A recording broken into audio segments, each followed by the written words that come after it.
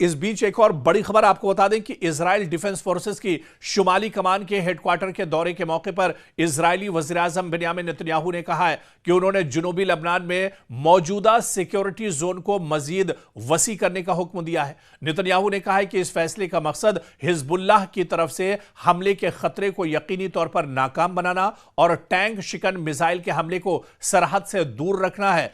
आपको बताते चलें कि दरअसल इजराइल इस वजह से हिजबुल्लाह के मुजाहिदीन से इस वजह से इतना ज्यादा डरा हुआ है क्योंकि हिजबुल्लाह ने बाकायदा एक रिपोर्ट अभी पेश की थी। हिजबुल्लाह की तरफ से बड़ा दावा किया गया था कि जब से यह जंग शुरू हुई है पिछले एक महीने में तकरीबन 100 जो मरकावा टैंक है, मरकावा टैंक, इन इजराइल के टैंक को हिजबुल्लाह के मुजाहिदीन ने तबाह कर दिया है। तकरीबन 100 टैंक इजराइल के तबाह कर दिए गए हैं। हिजबुल्लाह के मुजाहिदीन ने दरअसल इजराइल की कमर तोड़ कर रख दी है। जिस तरह से इजराइल लगातार एयर स्ट्राइक के जरिए से लबनान को निशाना बना रहा है, हिजबुल्लाह के जो मुजाहिदीन है उन्हें निशाना बनाया जा रहा है, बल्कि अब जमीनी कार्रवाई भी इजराइल ने एक तरह से लबनान के अंदर शुरू कर दी है। और दूसरी तरफ हिजबुल्लाह के मुजाहिदीन ने अब बड़ी जानकारी शेयर की है। हिजबुल्लाह के मुजाहिदीन ने कहा है कि तकरीबन इजराइल के 100 मरकावा जो टैंक है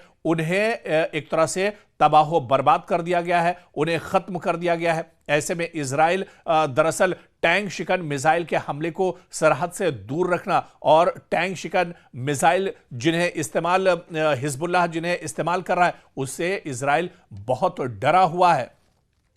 ताहम बिन्यामिन नेतन्याहू ने वाज़ेह नहीं किया है कि यह तौसी इस जोन से मजीद आगे जाएगी, जिसके बारे में गुज़िश्ता हफ्ते इजरायली वज़ीर दिफा इजराइल कॉटिज ने भी बाकायदा ऐलान किया था। कॉटिज ने सिक्योरिटी को दरियाए लितानी तक फैलाने का ऐलान करते हुए कहा था कि इस हुदूद में रहने वाले किसी भी लबनानी बाशिंदे को अपने घरों में उस वक्त तक वापस जाने की इजाजत नहीं दी जाएगी जब तक हिजबुल्लाह से शुमाली इजराइल को लाहक खतरा मुकम्मल तौर पर खत्म न किया जाए।